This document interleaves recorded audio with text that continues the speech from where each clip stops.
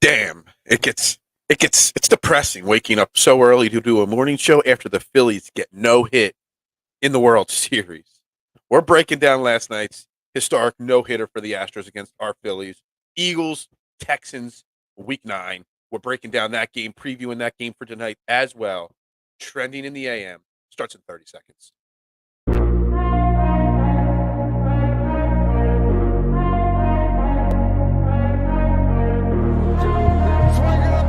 Holding gets around in front. And Philadelphia has it.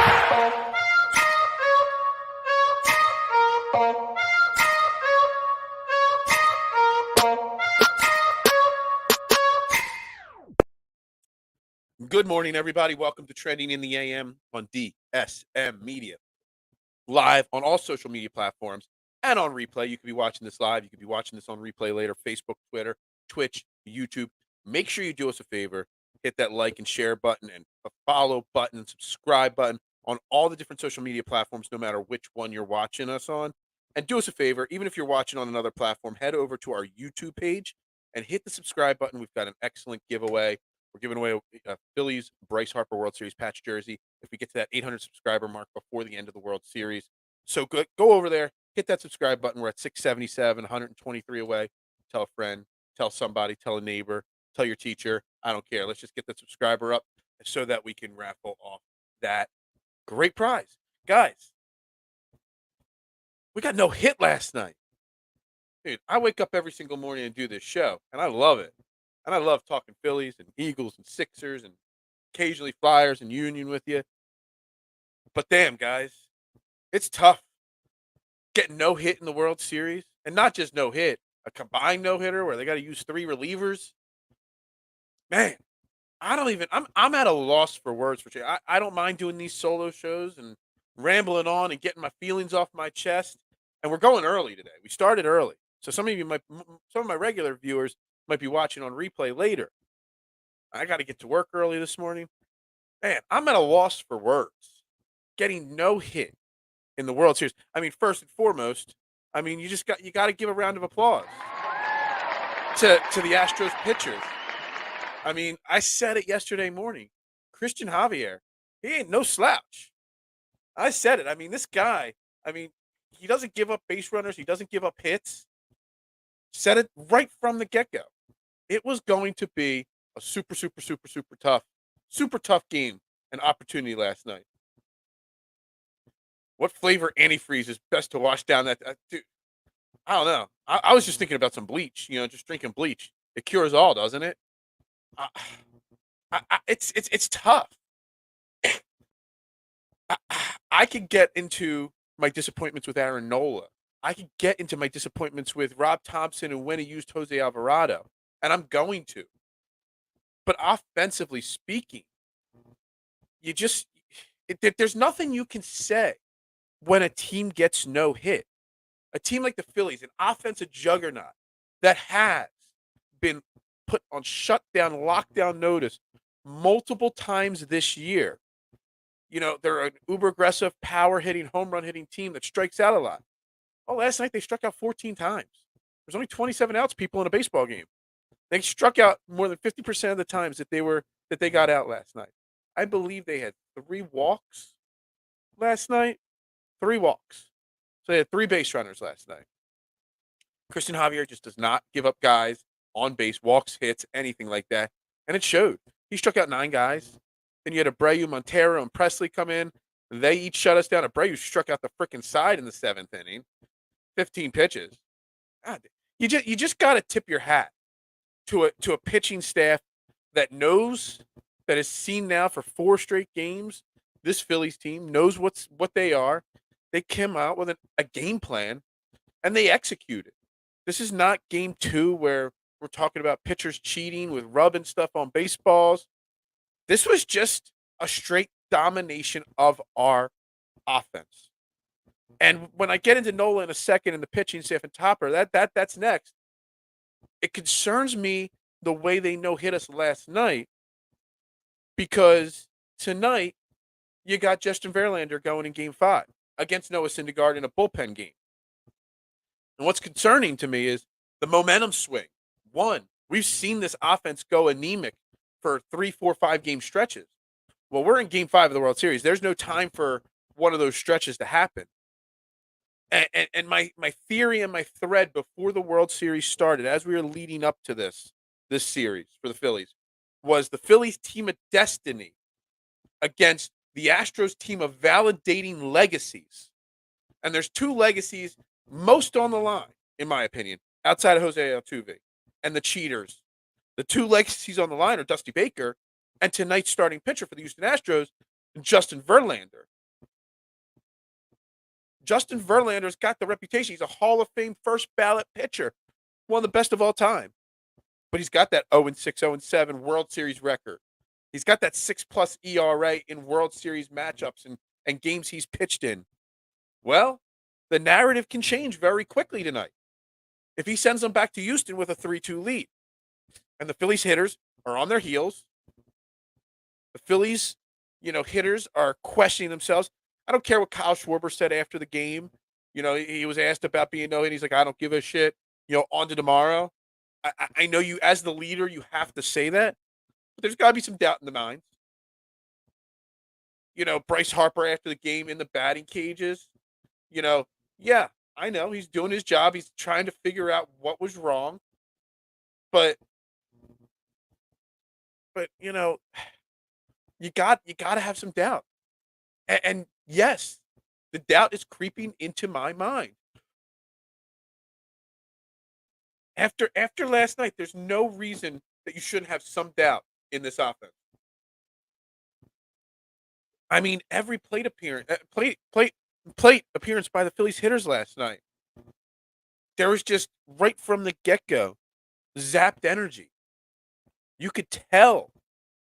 Hey, even Sleepy Dave was taking a nap above the third base dugout at one point last night. You could just tell it wasn't their night. And the thing is, it is coming back to Kyle Schwarber as the leader making statements after the game, I don't give a shit. It's going to take the leaders of this clubhouse to come out today and make sure each and every member of that team is not, in a down mood like I am this morning. It's not in a rut, that they come out fired up, energetic, that they're loose. Go play some Frisbee. I know Sir Anthony Dominguez likes to play Frisbee before games. Something's got to happen because you got to come out without any of that doubt in your mind. Because, yes, Justin Verlander, terrible in the World Series. Doesn't mean he's going to be terrible tonight. Justin Verlander has so much on the line. This could be Justin Verlander's last start of his career. I don't know if he's officially said he's going to retire or not. He probably hasn't said it yet. But if they win a World Series, what better way for a 39-year-old Hall of Fame pitcher to go out, winning the World Series, pitching a dominant performance tonight, getting his team up 3-2 headed home to clinch it? That's the thing that legends are made of. So this Phillies offense has to be ready tonight. They can't let any of that doubt from last night still be there. If they're rolling out of bed now at 8:10 in the morning, there can't be any of that doubt. They got to be ready. The Phillies crowd needs to be ready to motivate and energize these guys. The home field X factor has to come into play. It was there at the start of the game, but you could even feel that no-hitter coming and the energy being zapped out of them pretty quickly last night, especially after that one bad inning. I mean, Mark saying half of a bad inning. Yeah, I mean, it was, I think they got the first, I mean, I don't know. That one bad inning crushed it, killed it. So let's get into that bad inning because there's a lot I want to digest. Aaron Nola was pitching pretty damn well early in this game, first few innings. He looked pretty solid. Now he gets into the fifth inning, gives up some quick at-bats, quick base hits. Philly product, Chas McCormick. Turns out my niece is an old middle school friend of his. Had a crush on him in the 6th grade, is what my brother was saying. They're friends on Facebook. I'm wondering why my brother did not beg his daughter to get us some World Series tickets through Chaz. starts it off with a hit. Altuve gets a hit. Things start to unravel quickly. And Aaron Nola's the kind of pitcher that things can unravel quickly for. If he's not getting his ball down in the zone or in on the hands, or if that curveball isn't breaking massively, things unravel fast for Aaron Nola. We've seen it in the past. Aaron Nola has always been questioned. First couple outings of this postseason and the clincher to get into the postseason, he was dominant. But now he's just back to medium. He's actually below average Aaron Nola at this point. Now, maybe it's arm fatigue, too. Maybe that we're not letting on. Maybe we're not building into the narrative that none of these pitchers have pitched this long in their careers yet. Maybe. I mean, it's an excuse that I don't want to hear, but it's an excuse. Look, Aaron Nola struggled last night in that fourth inning, loaded the bases. But Rob Thomson, in typical Rob Thomson format, in that fifth inning, with no outs and the bases loaded, pulls Aaron Nola. And that's where my problem comes in. Rob Thomson puts his high leverage guy, and the broadcasters are really, really hammering home that high leverage situation type style and philosophy of managing for Rob Thomson. And we bash this announced crew, and yeah, John Smoltz might be a little bit biased, but honestly, over the last couple games, they've started to grow on me a little bit. If I try to listen to it with an open mind, they're getting better. They're starting to learn more about the Phillies and the Astros, teams that they don't cover on a daily basis, and they're starting to understand the teams that they're calling a little bit better. It's fine. They're hammering home this high leverage situation thing. Let me tell you something. Rob Thomson bringing in Jose Alvarado in that situation. Aaron Nola gets the bases loaded, a couple hits. I don't know if the third was a walk or what. It was a big mistake. And not just because we now know the results, but you put your high leverage pitcher in Jose Alvarado, a very volatile pitcher. Let's be honest.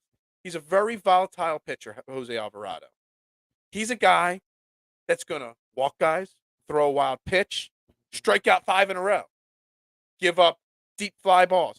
In that situation, you had two options as Rob Thomson. You could have left Aaron Nola in there, which is what I would have done, and I'll explain why in a second. Or you could have brought in a pitcher that induces double plays. You get a double play, you give up 1 run, you get out of it with a small number, you're still in it. But you bring in Alvarado, who's a very volatile guy, and yes, very well could have struck out the side. But on the flip side, what could happen. He hits the first batter, that brings in the first run. Then he leaves a pitch out over the plate, double, gets 2 more runs in. And then you leave him in there, he strikes out a few batters, ends the inning there. But now you've burned that. Now tonight in a bullpen game, Jose Alvarado's probably only available for 1 inning. You bring him in the 5th or 6th inning tonight, you can't pitch him in the next inning. So that was mistake 1 there. Mistake 2, what Alvarado did and what he's capable of doing in that situation. If there was 1 out or 2 outs, and the bases are loaded, and you bring in Alvarado there just to get 1 strikeout or 1 pop out, that's the right moment. But with 0 outs in the inning at that point, bringing in him there was a mistake. I would have rather Jose, instead of Jose Alvarado, hell, you could have brought in Andrew Bellotti, who at least has that sharp slider that if it's on, can induce the double play. And if it's not on, gives it the same amount of runs that Alvarado does. And then you're not burning your Alvarado bullet in the 5th inning. I would have left Aaron Nola in there. First off, he wants to be a big game pitcher. He got out of a tough jam earlier in the game because big game pitchers want the ball in those moments. Aaron Nola should have been left in there in that spot to at least face 1 or 2 more batters. And then if he gets 1 or 2 outs, he's very capable of inducing a ground ball double play there. Then you pull him with 1 out left in the inning, 4 2/3 in, for Alvarado to get the strikeout to complete that get out of a jam inning. That moment, yes, hindsight's 20/20, but I was saying it at the moment. It was the wrong time to do it. What good do you get from pulling your starter with the bases loaded and no outs to put in a volatile pitcher like Alvarado? You're setting your guys, the old Andy Reid adage, we'll get to the Eagles in a little bit. I got to put my players in a better position to succeed. Well, that was putting Jose Alvarado in a situation to fail. Now, if he's needed tonight, will there be any doubt creeping into his mind? Hopefully not. I doubt it. He's a guy that wants the ball 7 days a week. But it was the wrong situation. Topper is going to in the playoffs. If however this one ends, and if we get back next year to the playoffs, we know now that Rob Thomson, he's going to aggressively manage his pitching, his relief pitchers, his bullpen. I kind of have a feeling that all this talk about it from the national stage is that he is like kind of leading into and he's buying the own hype that he's got to manage aggressively now because everyone's talking about how aggressive he manages. Where's my mouse? There's my mouse. I disagree, Phil. Mo was pitching well, but was showing signs of, I agree. Maybe, all right, so maybe you pull him a batter sooner then, and don't let him load the bases. But putting him in there, in that situation, let's block this user that is spamming our timeline with nudie thingies. Great. That's just exactly what I want to see early in the morning. Maybe you pull him without the bases loaded. But once you load the bases there, Jose Alvarado with no outs and the bases loaded in that situation is not the right play. If you got 2 on and no out, sure, do it then. Maybe Rob Thomson wasn't managing the bullpen right and didn't have Alvarado ready to go soon enough. Maybe that was the mistake. I don't know. I just don't agree with, what, I've kind of gotten to the point where I've been okay with the way he's been managing the bullpen. But on the flip side, sometimes, being aggressive and being too aggressive. I don't know what the numbers would say or the odds would say, but the odds probably say using Alvarado in that spot is more likely to backfire than to be successful. I don't know. If you're going to pull Nola, pull him. Maybe use a guy that's a ground ball pitcher, not a guy that induces fly balls and strikeouts, wild pitches, and hit batters. That's what Alvarado is going to give you most times. It was the wrong choice. Looking back, I'm sure Rob Thomson will tell the public, yep, no, I'm going to do that 10 times out of 10. But in the back of my mind, he knows that it's not right.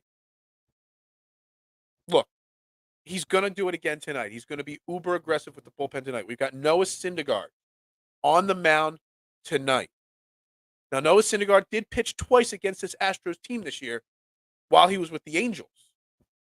Noah Syndergaard went in July 4 innings. He gave up a couple runs. Not a great outing. But his first start of the year was against the Astros, and he went 5 1/3 shutout innings. So he has had success against, this Astros team. I'll bite it. Minor success, minimal success. But he has had success. So the question is, can Noah Syndergaard for 3 innings outpitch Justin Verlander? The answer is no. He's not going to outpitch Justin Verlander. But can he keep us in the game? The Phillies offense. This is one of those games where you can't get no hit tonight, obviously. But you can't have an anemic offense out there tonight. You need the Phillies offense to come out and jump on Justin Verlander early. And it's not going to be easy. Kate Upton's going to be sitting front row, looking on at her man, being like, yo, let's solidify this legacy as one of the best pitchers of all time. And I really buy into, just as much as people say team of destiny, validating legacy is so important for so many athletes across all sports. Across the board. Hell, I've been saying the Philadelphia Union are trying to validate their legacy in the MLS Cup this year because they were the best team last year and COVID bumped them out and excuses galore. Well, it's up to them to validate their legacy. Same thing with this. Man, still can't get over this damn cold. So, what do you got to do? You got to be up there. You've already seen Justin Verlander in game 1. You know what he's going to throw. You know what he's going to do. this Phillies team, I've never noticed till this series, even earlier in the playoffs, I didn't notice it. But this Phillies team does a lot of film study in game.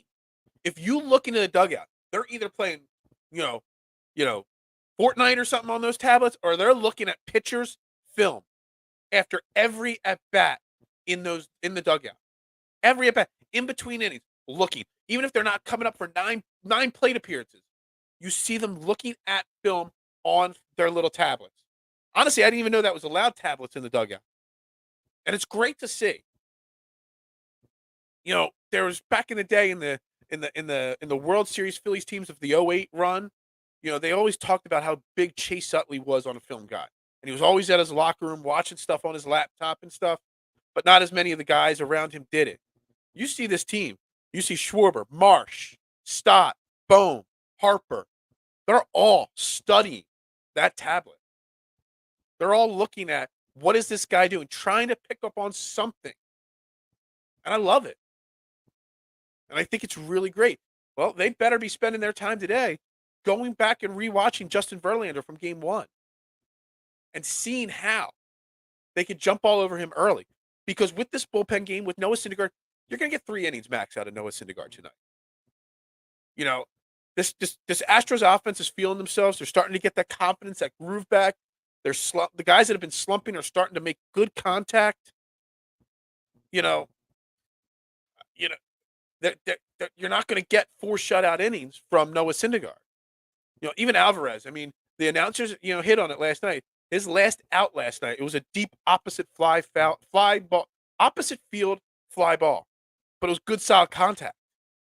And when those power left-handed hitters are driving the ball opposite field, they're close. So don't expect Noah Syndergaard to go 3-4 shutout innings. Would it be great? It'd be fantastic. Odds are it's not going to happen, though. So you need this offense to light up Justin Verlander from the get-go. Look, I say it validates his legacy if he has a great performance, but it's not going to stop him from getting into the Hall of Fame if he throws another stinker out there tonight. It might be a reason for him to come back next year, but you got to get on him early. Kyle Schwarber, first pitch swinging in the first inning, trying to put one over the fence. Not only is, get the momentum for the team going, but it gets the momentum for the fans going as well. So, key one, jumping all over Justin Verlander. And early. We don't need it to be waiting until the 5th inning to get some runs against him. If we're waiting until the 5th inning to get runs, we're already losing in this game. Key 2 is Noah Syndergaard being serviceable for 3 innings. If he goes 3 innings, gives up 2 runs, that's a win.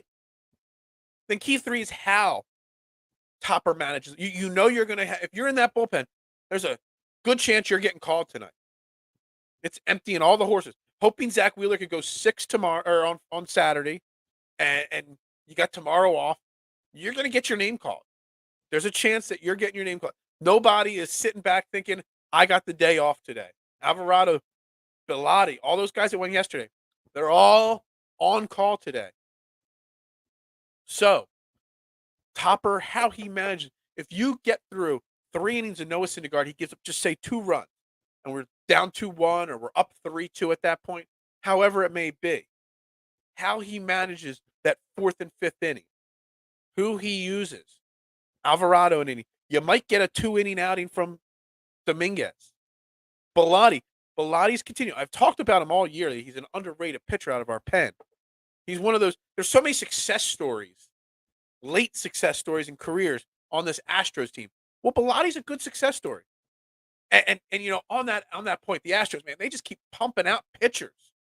Verlander, Javier, McCullers, the dude from the other night. What was his name? I can't remember. Sanchez or whoever, was cheating. Frambler, whatever his last name was. They just keep pumping them out. Their bullpen, they just keep pumping them out.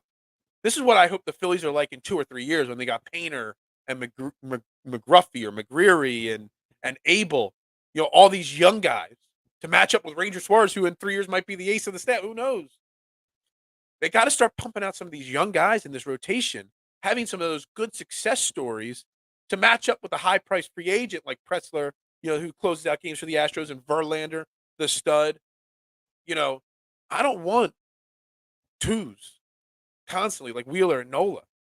We need those elite pitchers that other teams fear, like the Astros have. Man, they just keep pumping them out. But this bullpen, Andrew Bellotti, he's a successor. Zach Eflin, they're all good. You're going to have to go the fourth inning Bellotti, the fifth inning Eflin, maybe start the sixth inning with Eflin, and Dominguez comes in to get the rest of it. Dude, it's going to be a long night for the bullpen. But how he manages them and putting them in the right positions at the right time. This is it. This is it for Rob Thomson. Everybody knows I questioned him. He earned the extension, but he only got a 2-year extension. So he's basically got 1 more year because you don't really end up going into the last year as a manager of any team of any sport as a lame duck coach. So basically he got a 1-year extension with a 2-year paycheck. This is going to be, how he manages tonight. Win or lose, it doesn't matter. I mean, I'm not going to, after the World Series is over and the high or the low of however the end result is settles down, a month later we'll be able to really dissect this, biasedly. But, Rob Thomson can really win over even more of us detractors on how he manages tonight. Even if they lose tonight, if he pulls the right punches, and you can pull the right punches and they can still not work out because this Astros team, this is not the Padres team where you just got to get around Manny Machado and Juan Soto. This is a deep team with hitters 1 through 7 that are fearful. Hell, I mean, even, that was a huge moment. Chas McCormick, Westchester kid, getting a big hit last night in his hometown. It's a big moment. It's a lot deeper of a lineup. There's a reason why they won 106 games, why they're in the World Series every year. I think they've made it to the ALCS like 6 years in a row. I mean, it's insane how good the Astros are. It's going to come down to tonight how you manage this bullpen. It really is. There's no other way to it. All right, real quick. Today's show, it's brought to you by Gents Barber Lounge. Check out one of their 2 great locations in Fishtown and Old City and book your appointment today. Gents owns the craft and it shows, rated the #1 barbershop on Yelp in the Philadelphia area. Multiple award-winning barbers and able to handle any cut, style, adult, or kid. Check out this quick commercial.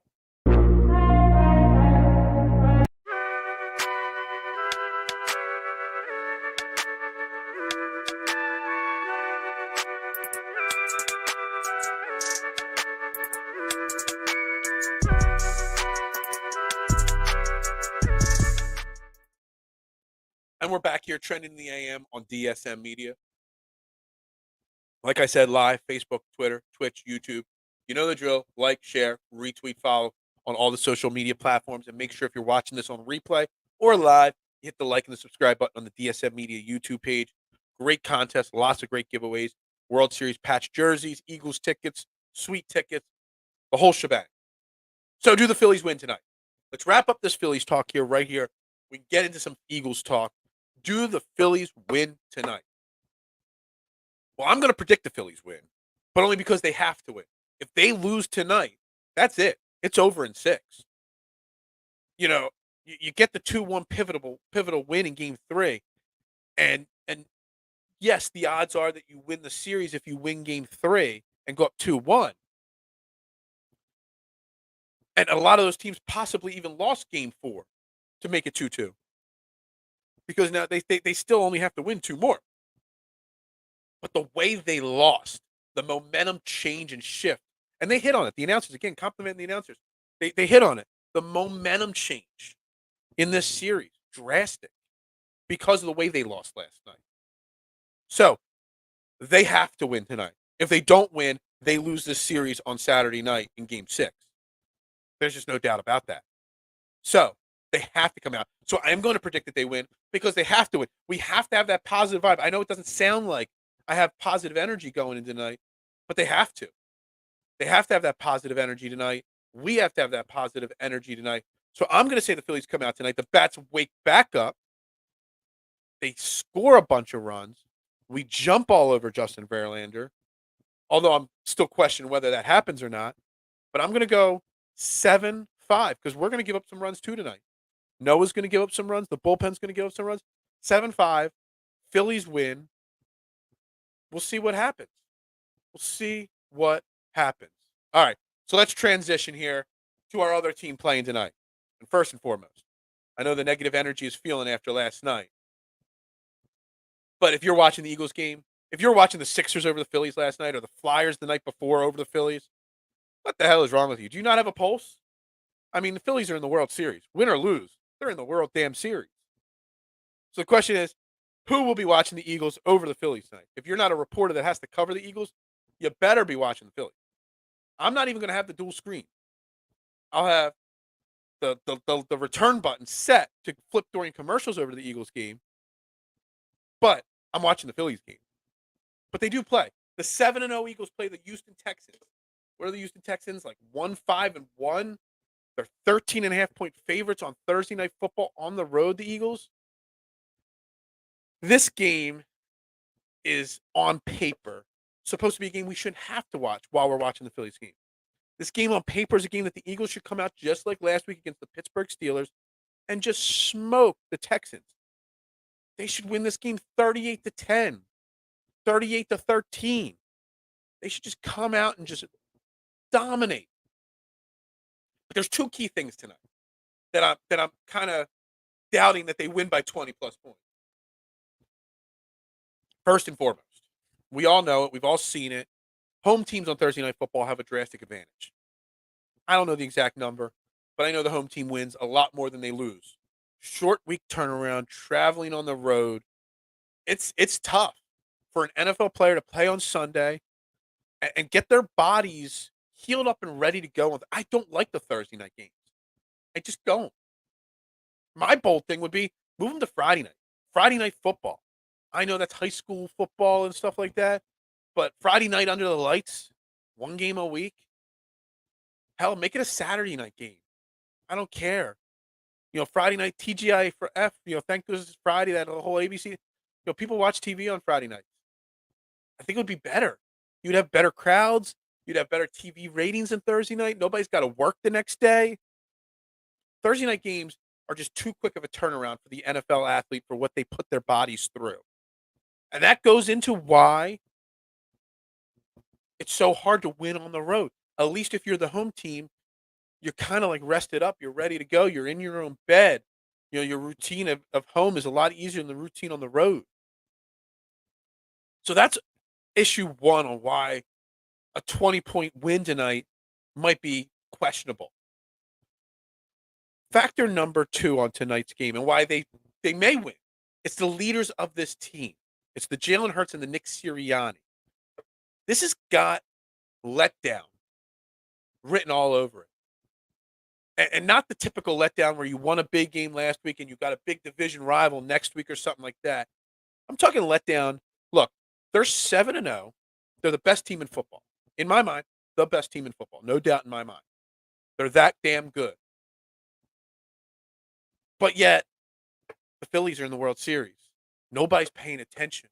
If they're going to have a clunker, this week's the week to do it when no one's paying attention. Everything is set up to just have a moment, not come out with the energy, the fight, the heart, the determination that we've grown accustomed with this Eagles team to have. And that scares me. But that's why the key to the night, again, we talk about X's and O's on the field in all sports, but we also talk about on the show the intangibles. And what have I said since day one about Jalen Hurts? And we'll throw Nick Sirianni in this as well. The intangibles off the field. The leadership off the field. The work ethic off the field. That's what Jalen Hurts' number one trait is. That's what Nick Sirianni's turned out to be such a great coach. It's because he leads his team off the field just as well on the field. So I put this game squarely on the shoulders of Nick Sirianni and Jalen Hurts. If they've got their guys motivated and ready to go, pumped up, fired up, ready to go, then we win this game easily, hand down. Because you cannot go up and down this Houston Texans roster and find me one position that they're better than us in. There just isn't. I mean, outside of Jordan Davis and Josiah Scott, I mean, we're mostly healthy. I'm looking at the stats on this team. Obviously, they got Davis Mills, who I feel bad for Davis Mills. He's put in a bad situation. He's basically sometimes you got like he's like a placeholder quarterback that he's just there till they find the guy. And he's not done bad, but he's not doing anything special. Damian Pierce is a really strong young running back there that they have. Is he better than Miles Sanders? No, but he's still a really strong running back. He's got 500 plus yards this year. He averages 4.5. Our rush defense got lit up against the Steelers last week, so maybe there's a little bit of concern there. We're missing Jordan Davis. Maybe they pound the rock with with Pierce, Damian Pierce, 25, 30 times, and hope to keep Jalen Hurts in the offense off the field. Maybe that's a game plan that could be in the favor. Wide receiver wise, they got Brandon Cooks, who's pissed off he didn't get traded, or maybe he's pissed off that he didn't get traded. I don't know. With those cryptic tweets of Brandon Cooks, I hate when athletes make cryptic tweets, but he's clearing away their top target getter. He's 53 targets, 32 catches. Only found the end zone one time though. OJ Howard's not as good as he used to be. Nico Collins is kind of a flash in the pan. He's not really much yet. Rex Burkhead still out there somehow. It's just nothing. Nothing. Defensively, they got young Dirk Stingley, Desmond King, who people wanted the Eagles to trade for. Camus Grugier-Hill, linebacker. They don't sack the quarterback a lot. They got Jerry Hughes. He's got 5. They're not awful at sacking the quarterback. Let's see. I'm looking. I'm winging this one. Picks. They've got a couple of 3, 5, 6, 7 picks this year. It's not awful. They've recovered a few fumbles. Look, their defense is not going to do anything that can stop this Eagles offense. Their offense isn't going to do anything that's crazy, creative, and out of the ordinary. They're not like this offensive juggernaut that you have to worry about 5 different weapons beating you so you don't know who to stop. They run a very plain, vanilla, basic team down there. But if you're not ready, if you're not pumped up, if you're not motivated, you can easily lay an egg. It's not hard to lay an egg in this situation. And look, no one would even talk about it. Tomorrow morning, tomorrow's show, we'll lead off with Phillies World Series talk. And it'll go for 30 to 40% of the show. We'll probably go early again at 8 a.m. tomorrow, just in case I have to talk for an hour and a half about the Eagles and the Phillies. Look, the Sixers got smoked last night again by the Wizards. They stink. Joel Embiid missed another game. Who cares? So it's easy for the Eagles to come out and lay an egg tonight. They're not going to go 17-0. We know that. They're going to lose a game at some point. And this has just got one of those games where no one's looking. They might come out flat. Look, just like the Phillies feed off the energy of the crowd, Eagles feed off the energy of their fan base at home and on the road. Do you think there's a lot of Eagles fans? Actually, I know one guy, Stepke, who's down in Houston for the game tonight. Do you think that there's 10,000 Eagles fans going to show up tonight like they normally do? No. You're going down to Houston. You're going across the street or wherever it is to the Phillies game. Well, that's tomorrow. Saturday, the Phillies game down there. But still, you get the point. Look, I'm not saying that they're going to lose this game. They're a 13.5-point favorite. And again, statistically speaking, teams that are double-digit favorites, they don't cover all the time, but they win the game outright at a massive clip. Houston got beat by the Texans and threw it 10 times. We better destroy it, Joe. Better destroy the Texans. But the point is that this is setting up for a letdown to an extent because no one's paying attention. Not because of a big win last week or a big game next week. Short week turnarounds on Thursday Night Football, they're just not easy. But there's literally not one player outside of Damian Pierce on this team that you look at and you're like, he could beat us. And even that's it. You should be able to, they threw 10 times against the Titans. The Titans threw 10 times. That's right. Malik Willis was start. They ran the ball. I get what you're saying. But you could stack the box with 8 to stop Damian Pierce. If Davis Mills beats you because you got one-on-one coverage with Slay and Bradbury against Cooks and Collins, well, you know what? You should be looking at yourself in the mirror. If you're Slay and Bradbury, if they're the guys that are beating you, look, they should win. Will they cover the 13.5 spread, though? It's a road game on Thursday night. I just don't know if it's possible. In my mind, the way I see this game coming out or playing out is it because it feels like 7 weeks in a row we've deferred and gotten the second half kickoff. The Texans get the ball first. And this Eagles defense gives up some runs right off the bat. Maybe they don't give up a touchdown. Maybe they stall in the red zone, the Texans. But I see this Texans team trying their best to control the clock. And the ability to put up 38 points won't be there for the Eagles because they're not going to have the ball enough times to do that. I'm gonna roll with the similar what I thought last week against the Steelers was going to go. I'm going to go 27-17 because this Eagles team is going to move the ball. They are going to score against the Texans, but they're not going to put up 40 points. They should. If this was a neutral field on normal rest, this Eagles team should win this game 40-3. That's how much of a difference the talent level is on the Eagles to the Texans. But all the X factors, all the ancillary issues give the Texans a chance to keep this game competitive. And I think they do. I think this Texans team keeps it close. They have 2 or 3 drives where they just run the ball and gash us. Dameon Pierce, I wouldn't be surprised if rushes for 100 yards tonight. Davis Mills, he's going to sling it around and, maybe in garbage time after we're up 2 touchdowns, he brings them back and closes the gap to 10. That's just how I feel about this game.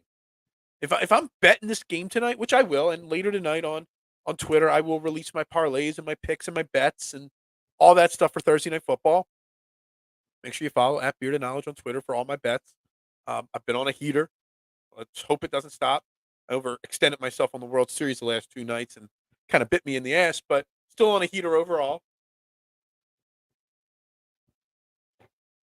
I would be alternate spreading this down. Instead of 13.5, I'd be taking it down to 9.5. Because I know you lose some value there, but I just don't see a world where they're able to do it. Now I know Joe Castro, Philly the pod, he'll be watching the Eagles game. He won't be watching the World Series. But the eyes of Philly won't be, a majority of them won't be on this game. I can't wait to see what the ratings are when they get released comparing the Phillies. First off, what the Phillies World Series ratings have been so far versus what they are tonight compared to what they are against the Eagles game. Because let me tell you something.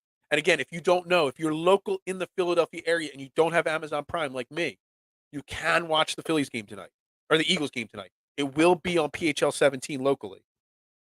Because if your local market, the games are put on a local channel, even though Amazon Prime's got the national rights to the game, which is great because I refuse to pay streaming services to watch my sports. That's why this will be Saturday will be the last Union game I watch because they're all moving to the streaming services. I hate it. Hate it. But this team is going to struggle. It'll put the Texans away. And no one's going to notice. Tomorrow, we're going to be box score breaking down the game mostly because I ain't going to see much of the game. Unless the Phillies are up 10-0 or down 10-0 and my eyes sway to the other channel.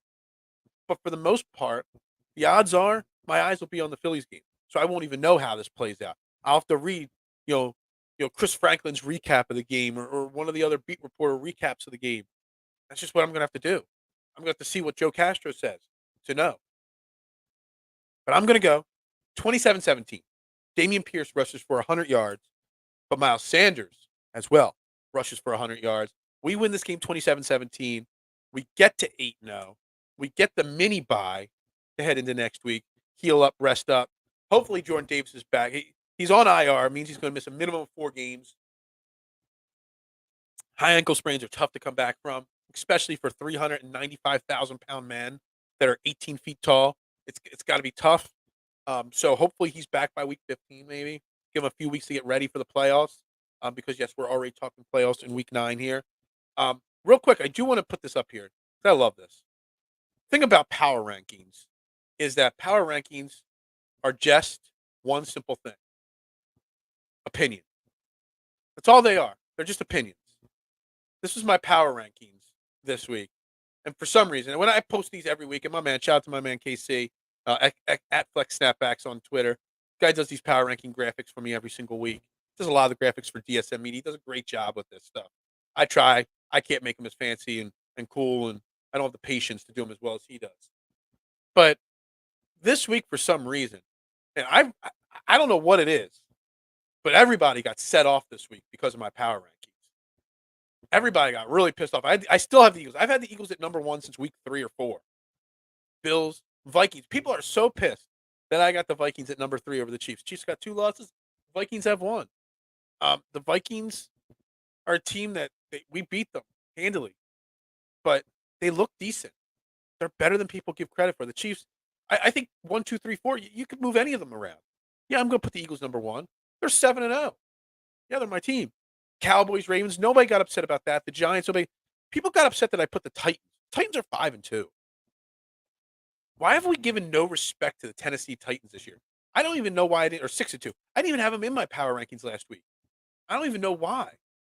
They're better than people realize. They're a well-coached team. The 49ers look great with Christian McCaffrey now. And the Seahawks. It's time we put some respect on the Seahawks name. Whether they're the 10th best team in the league, I don't know. Do they deserve to be there? I don't know. But, man, for some reason this week triggered a lot of people in my power rankings. Dude, they're just opinions, guys.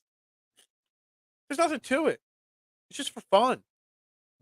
Power rankings across the board. Lists across the board. Chris Sims, top 50 quarterback list. Remember, he didn't have he didn't have Jalen Hurts in it last year. He had Kelly Mond in it over Jalen Hurts last year. It's just a list to draw the clicks and get the views, and that's what it did this week. But guys, you have to put respect on the Eagles' name. You want to say the Bills are the better overall team. I get that. But in a power ranking situation, we're not in week 3 where it's 3-0 versus 2-1 anymore. After 8 weeks of football, 7 games from the Eagles, we know what they are. They're undefeated. It is not easy to go 7-0 in the NFL. It just isn't. So you have to put respect on the Eagles and put them at number 1. Well, they're not going to go undefeated.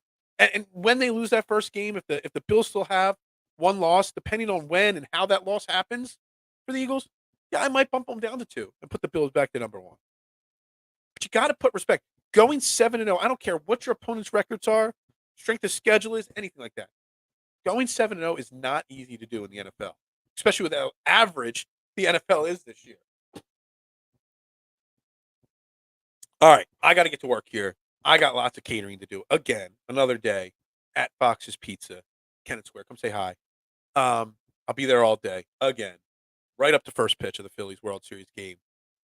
Guys, trending in the AM on DSM Media. Make sure you're subscribing. If you're watching on replay, that you're hitting the subscribe button on YouTube. If you're watching on Facebook or Twitter, you're going over to YouTube and you're subscribing after the show, because we're building that community up over there, but we're giving away some great prizes as well once we hit certain thresholds. So make sure you go over there and do that. Phillies Bryce Harper World Series patch jersey. We got Eagles tickets. We've got Eagles suite level tickets. If you win those suite level tickets, you better take me as your number 2, because I'm paying for them. I want to go. Make sure you do that for me, guys. I greatly appreciate it. We'll be back tomorrow morning, probably early again, because we got lots to talk about. We'll have Phillies game 5.